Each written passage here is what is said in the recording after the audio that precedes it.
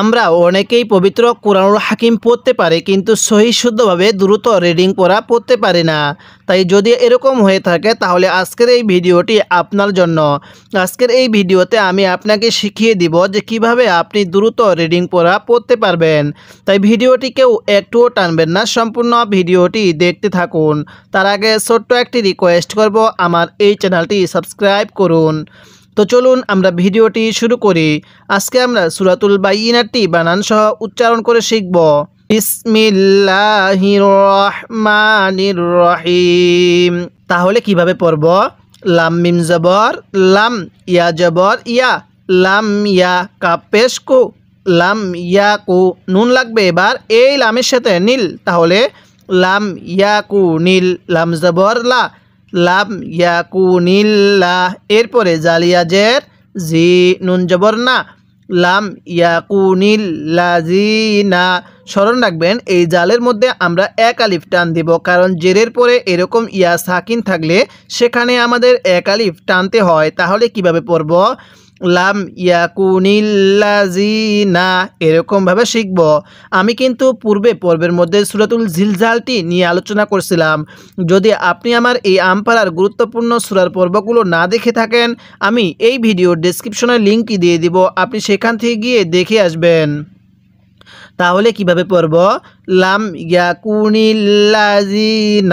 এরপরে কাফ জবর কাফ, ফা জবর ফা, র ওয়াও পেশ রু। হ্যাঁ, এখানেও কিন্তু এক আলিফ টানতে হবে, কারণ পেশের পরে এরকম ওয়াও সাকিন থাকলে সেখানে আমাদের এক আলিফ টানতে হবে। তাহলে কিভাবে পড়ব? কাফারু। তাহলে লাম ইয়াকুনিল্লাযিনা কাফারু, এরকমভাবে পড়ব। আপনি যদি প্রাথমিকভাবে এরকমভাবে আমপারাটা বানান করে পড়া শিখতে পারেন, তাহলেই ইনশাল্লাহ আপনি অতি অল্প সময়ে সহি শুদ্ধভাবে নিয়ম অনুযায়ী পবিত্র কুরআনুল হাকিম রিডিং পড়া শিখতে পারবেন। তাই এই লক্ষ্যে আমি আপনাকে পুরো আমপারাটা এরকমভাবে পর্ব আকারে শিখাবো বানান করে। তাই অবশ্যই আপনি আমার এই চ্যানেলটি সাবস্ক্রাইব করে রাখবেন এবং আজকের এই গুরুত্বপূর্ণ ভিডিওটি শেষ অবধি ধৈর্য সহকারে দেখতে থাকুন। এরপরে মিম নুন জের মিন, হামজা হা জবর আহ, মিন আহ। এই নুন সাকিনটা আমরা অনেকেই পড়তে পারি না। নুন সাকিনের পরে যখন এরকম ইজহারের 6টি হরফ থেকে কোনো একটি হরফ থাকবে, নিয়মটা কি বললাম? নুন সাকিনের পরে ইজহারের 6টি হরফ থেকে যদি কোনো একটি হরফ থাকে তাহলে নুন সাকিনটা স্পষ্ট করে পড়তে হবে। এখানে নুন সাকিনের পরে হামজাটি হলো ইজহারের হরফ, এজন্য আমরা নুন সাকিনটা স্পষ্ট করে পড়ব। কিভাবে পড়ব?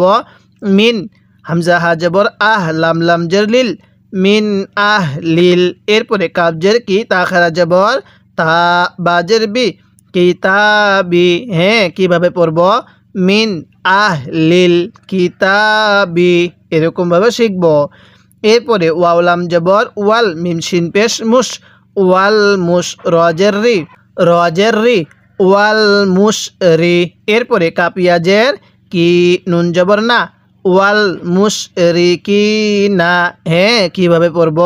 ওয়াল মুশ রি কি না, এরকমভাবে শিখব। এই যে কাফের মধ্যে এক আলিফ টান, জেরের পরে ইয়া সাকিন। আপনি যদি এই নিয়মগুলো এখানে আমপারার মধ্যে শিখতে পারেন, তাহলে পরবর্তী পবিত্র কুরআনুল হাকিমের মধ্যে এই নিয়মগুলো দ্বিতীয়বার আপনাকে আর শিখতে হবে না। তাহলে কিভাবে পড়ব? ওয়াল মুশ রি কি না। এরপরে মিম নুন পেশ মুং। হ্যাঁ, এই নুন সাকিনের মধ্যে কিন্তু আবার গুন্নাহ করব, কারণ এই নুন সাকিনের পরে ফাটি হলো ইকফার হরফ, আর নুন সাকিনের পরে ইকফার 15টি হরফ থেকে কোনো একটি হরফ যদি এই নুন সাকিনের মধ্যে থাকে, কোনো একটি হরফ যদি এই নুন সাকিনের পরে থাকে, তাহলে নুন সাকিনটি গুন্নাহ করে পড়তে হবে। কিভাবে পড়ব? মুং। এরপরে ফা কাপ জবর ফাক, কাপিয়া জের কি, নুন জবর না, মুং ফাক কি না। কিভাবে শিখব? মুং ফাক কি না। এরপরে হাতা জবর হাত, তা ইয়া খারা জবর তা, এক আলিফ টান দিব, হাত তা। এরপরে তা লাগবে এই হামজার সাথে তা, এটা কিন্তু হামজা ধরতে হবে। অনেকে এখানে তা আলিফ জবর তা এরকমভাবে পড়ে চলে যায়, এরকমভাবে পড়লে পড়াটা সহি শুদ্ধ হবে না। কিভাবে পড়তে হবে? তা হামজা জবর তা, তাজের তি, তা তি, ইয়া জবর ইয়া, তা তিয়া, হাফেজ হু মিম লাগবে, হাফেজ হু মিম লাগবে। এই লামের সাথে মূল তাতিয়াহুমুল। এরপরে বা ইয়া জবর বাই ইয়াজের ই, বাই ই, নুন জবর না তাপেস্তু, বাই ই না তু। তাহলে কিভাবে পড়ব?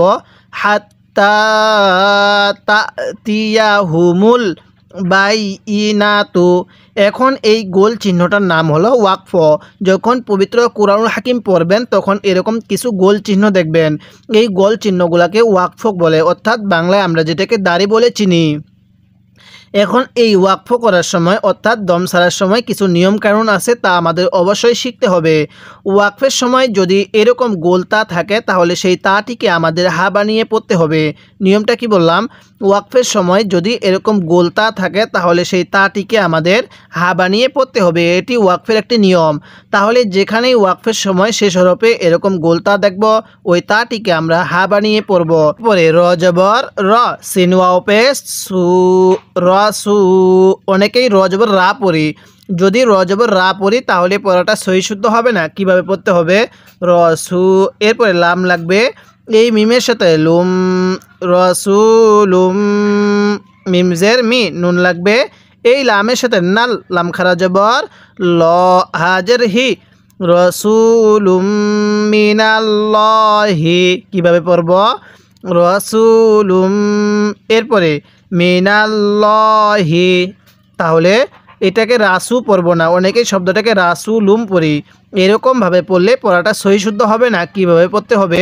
তাহলে কিভাবে পড়তে হবে? রসুলুম মিনাল্লাহি, এরকমভাবে শিখব। এরপরে ইয়াতা জবর ইয়াত, লাম ওয়াও পেশ লু, ইয়াত লু। এরপরে সদ পেশ সু, হা পেশ হু, সু হু। ফা লাগবে, এই মিমের সাথে ফাম। এই যে এখানে আমরা গুনাহ করব, তাহলে সু হু ফাম। মিম পেশ মু, ত হা জবর তহ, মু তহ। হা জবর হা, মুতহ হা। র জবর র, তা দুই জবর তান, মুতহ হা র তান। যদি আমরা এখানে ওয়াকফ করি তাহলে কিভাবে পড়ব? মুতহ হা র। আমি পূর্বেই একটি নিয়ম বলছিলাম, ওয়াকফের সময় এরকম গোলতা থাকলে ওই তাটি আমাদের হা বানিয়ে পড়তে হবে। কিভাবে পড়ব? ইয়াতলু সুহুফাম মুতাহহারাহ, এরকমভাবে শিখব। তাহলে এখান থেকে আমার সাথে পড়ুন, বলুন রসুলুম, হ্যাঁ পড়ুন, রসুলুম মিনাল্লাহি, রসুলুম মিনাল্লাহি। এরপরে ইয়াতলু সুহুফাম, পড়ুন ইয়াতলু সুহুফাম মুতাহহারাহ, এরকমভাবে শিখব। আরেকবার আমার সাথে পড়ুন, ইয়াতলু সুহুফাম মুতাহহারাহ, এরকমভাবে পড়ব। যদি আপনি এরকমভাবে পুরো আমপারাটা বানান করে পর্ব আকারে পড়া শিখতে চান তাহলে আমার এই চ্যানেলটি সাবস্ক্রাইব করে রাখবেন। আজকে আমরা এই সূরাতুল বাইয়িনার এই আয়াত পর্যন্ত আলোচনা করলাম। পরবর্তী পর্বের মধ্যে আমরা এরপর থেকে আলোচনা করব। এরকমভাবে ধারাবাহিকতাভাবে পুরো আমপারাটাই আমি আপনাকে শিখাবো। এরপরে আমি আপনাকে পবিত্র কুরআনুল হাকিমও বানান করে রিডিং পড়া শিখাবো। তাই অবশ্যই প্রত্যেকটি পর্ব নিয়মিত দেখবেন।